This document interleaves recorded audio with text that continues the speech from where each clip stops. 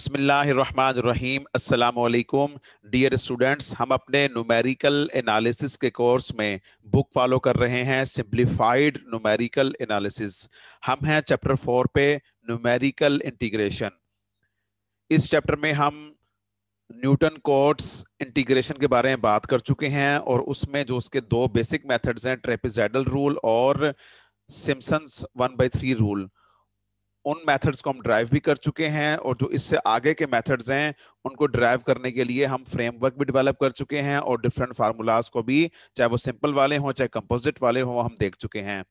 अब हम आते हैं इस चैप्टर के कॉरिडोर 2 पे, जो कि है एनालिसिस, और इसका थीम है लेट्स थिंक डीप। हमने मेथड डेवलप कर लिया है, ट्रेपेजॉइडल रूल। अब हम बात करते हैं कि उसके साथ कितनी एरर एसोसिएटेड है। Truncation error of the trapezoidal rule. Question 13. Using the general error term of polynomial interpolation, derive the expression for the error of composite trapezoidal rule for numerical integration of definite integrals. या हम यूं भी कह सकते हैं, perform error analysis of composite trapezoidal rule. अब इस काम को करने के लिए हमने तीन मेथड से काम किया हुआ है। फर्स्ट मेथड, इसमें हमने जो इंटरप्रेटिंग पॉलिनोमियल यूज किया है वो जनरल था, और उसके बाद जब हमने इसे Newton forward difference based formula उसकी एरर यूज करके किया तो हमने सेकंड मेथड नाम दे दिया, ये भी आसान है। और तीसरा हमने इसे टेलर सीरीज से भी किया है, इसी सेम काम को और सेम टर्म हम रिड्यूस करते हैं।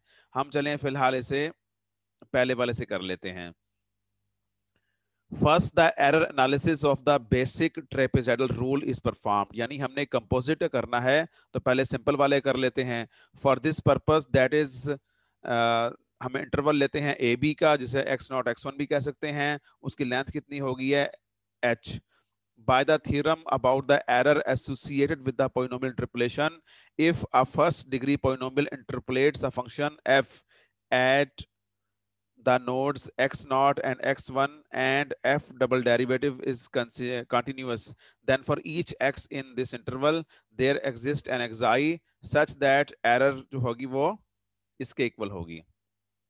ये फार्मूला है एरर टर्म का, इंटरपोलेशन की एरर टर्म का, 2 पॉइंट्स वाले p1x के लिए।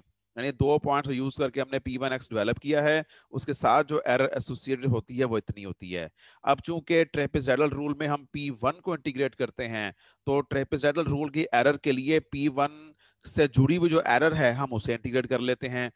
तो लिहाजा जो ट्रेपेजॉइडल रूल की एरर है, ट्रंकेशन एरर, उसके लिए करते हैं हम, ये जो हमने p1 से जुड़ी हुई जो एरर है वो ली है, उसे हम x0 से x1 तक इंटीग्रेट कर लेते हैं। Since the product x minus x0 into x minus x1 does not changes its sign on this interval, इसका साइन चेंज नहीं होगा। अगर ये पॉजिटिव है तो पॉजिटिव रहेगा, नेगेटिव है तो नेगेटिव रहेगा। उसकी वजह यह है कि x जो भी पॉइंट होगा वो x0 और x1 के दरमियान में होगा।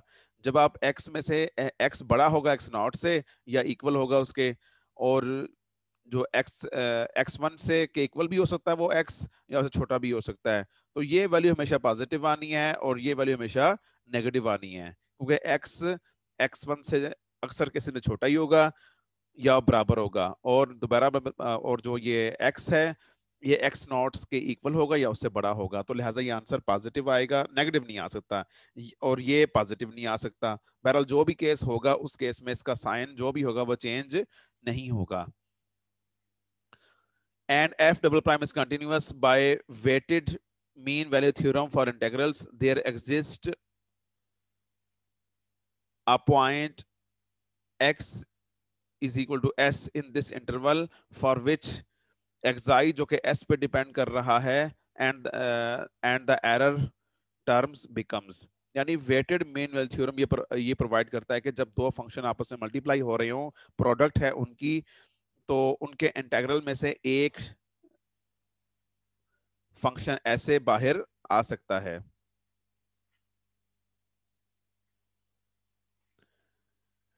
सच दैट कि जो xi है वो a b से बिलोंग करता है, वो ऐसा नंबर मौजूद होता है। उसके लिए कंडीशन क्या होनी चाहिए, एफ और एक्स दोनों, एफ और जी दोनों कंटिन्यूअस फंक्शन है और जी अपना साइन चेंज नहीं करता, उस केस में हम इसको ऐसे कर सकते हैं। तो यहाँ भी वही सूरत हाल बन गई है, एक फंक्शन आपका है एफ डबल प्राइम वाला और एक फंक्शन है ये वाला, ये अपना साइन चेंज नहीं करता, तो लिहाजा ये जो इंटेग्रल से हम इसे एफ डबल प्राइम के इंटेग्रल से हम बाहर निकाल सकते हैं एक्साई इन जनरल लेकर। ये वाला एक्साई एक्स पे डिपेंड कर रहा है जो पहले वाले से आ रहा है, और ये वाला एक्साई एस पे डिपेंड कर रहा है। Any point x belonging to this interval can be expressed as, x not में कुछ एच ऐड कर दें तो वो एक्स आ जाएगा। अब ये कुछ एच क्या है, ये 0 से 1 कुछ भी हो सकता है। 1 करेंगे तो ये x1 बन जाएगा, 0 करेंगे तो x नॉट ही रहेगा, और दरमियान में कोई वैल्यू भी इस तरह से आती जाएगी।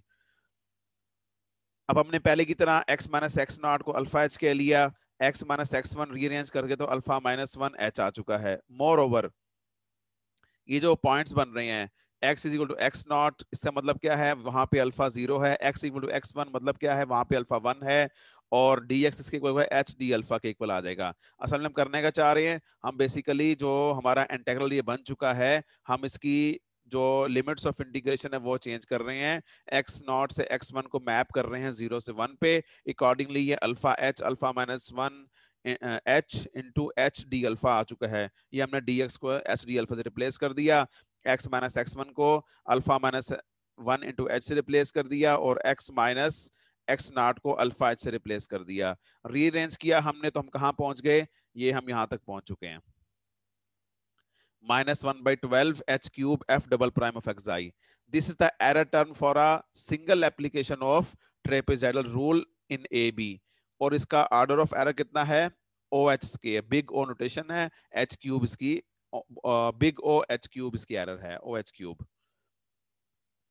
अब कंपोजिट रूल के लिए करते हैं कि वही जो हम पहला काम करते आ रहे हैं कि ए से बी तक जो इंटरवल है उसे n number of sub interval में डिवाइड कर दें इक्वल स्पेसिंग से, लिहाजा एच का ये फॉर्मूला बन जाएगा, नए एच का है।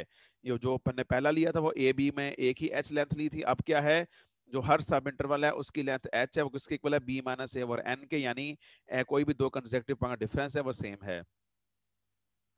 And the trapezoidal rule is applied in each of the n sub interval. जो पहला इंटरवल होगा x नॉट से x1 का, उसमें एरर इतनी आ गई, x1 से x2 तक इतनी एरर आ गई, सिमिलरली चलते चलते आखिर में xn-1 वाले इंटरवल से वो इंटरवल जो कि x-1 से स्टार्ट होके xn पे खत्म हो रहा है, उसमें इतनी एरर आ जाएगी। यहाँ एक्साइज डिफरेंट लिए हुए हैं, उसकी वजह क्या है, एक्स नॉट से एक्स वन में अपना एक्साई होगा, उसको एक्साई वन कह दें, एक्स वन से एक्स टू में कोई खास उसी के अंदर ही कोई वैल्यू होगी, उसे एक्स टू एक्साई टू कह दें, इस तरह हर इंटरवल का अपना आ जाएगा। इनको हम सम अप कर लेते हैं, माइनस एच, इनफैक्ट सम नहीं किया बल्कि समेशन नोटेशन फॉर्म में लिख दिया है, -h³/12 summation j varying from 1 to n f double prime xi j where xi j belong to the jth sub interval. यानी कि जो xi 0 होगा वो x0 x1 से बिलोंग करेगा, xi 1 होगा वो x1 x2 से बिलोंग करेगा। तो इस तरह से ये हम सारा काम कर सकते हैं। सॉरी, xi 1 जो होगा वो x0 x1 से बिलोंग करेगा, xi 2 बिलोंग करेगा x1 x2 से, और एन ऑनवर्ड।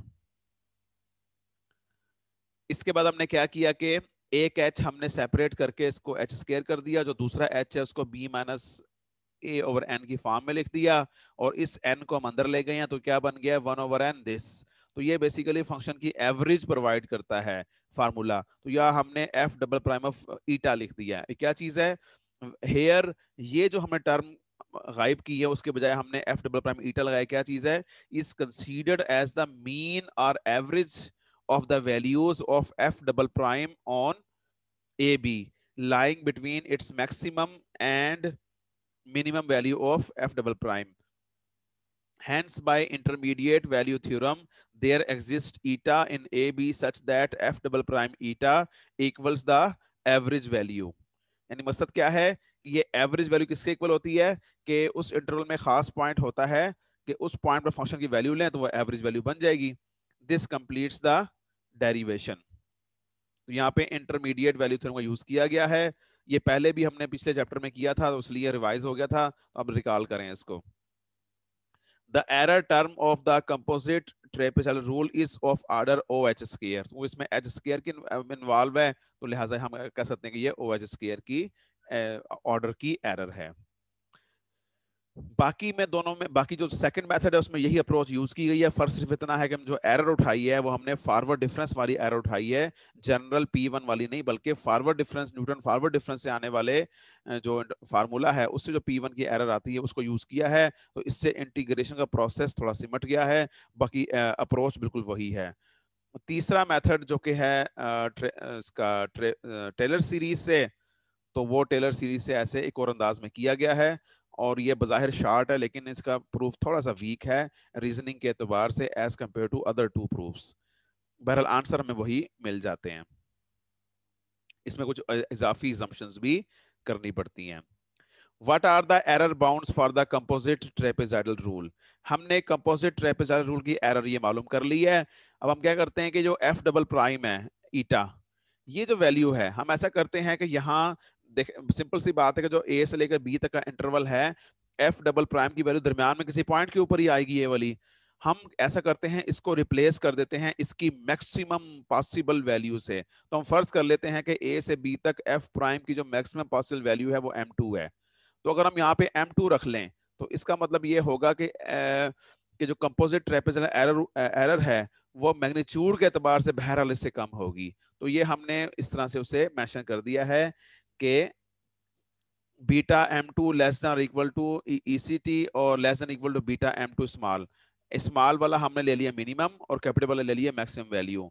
तो अगर हम यहाँ पे एक पुट करें मैक्सिमम और एक पुट करें मिनिमम, तो मैग्नीट्यूड के एतबार से जो बीटा, जो ये ECT है, ये इन दोनों क्वांटिटीज दरमियान में फॉल करेगी, और हद हुई तो मैग्नीट्यूड के एतबार से वो इतनी आ सकती है। तो लिहाजा हम कह सकते हैं कि ECT की जो मैग्नीट्यूड है वो बीटा m2 की मैग्नीट्यूड से कम होगी या उसके इक्वल होगी। तो लिहाजा ये उसकी एरर बाउंड आ चुकी है। मैक्सिमम एरर कितनी हो सकती है, एग्जैक्टली एरर इतनी है, लेकिन ये एग्जैक्ट मालूम करना मुश्किल है क्योंकि वो खास ईटा पॉइंट हमें नहीं मालूम कौन सा है, लेकिन बहरहाल हम उसकी आखिरी हद मालूम कर सकते हैं मैक्सिमम वैल्यू यूज करके।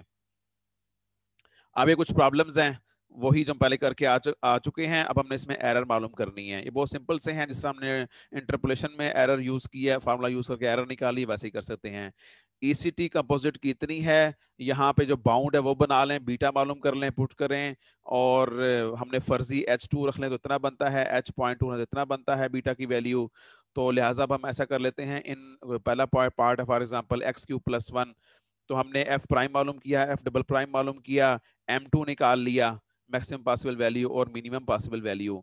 ECT जो है इस मैक्सिमम और मिनिमम के दरमियान में लाई करेगी।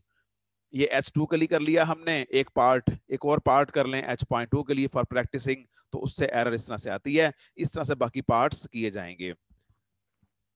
Thank you very much. अस्सलाम वालेकुम।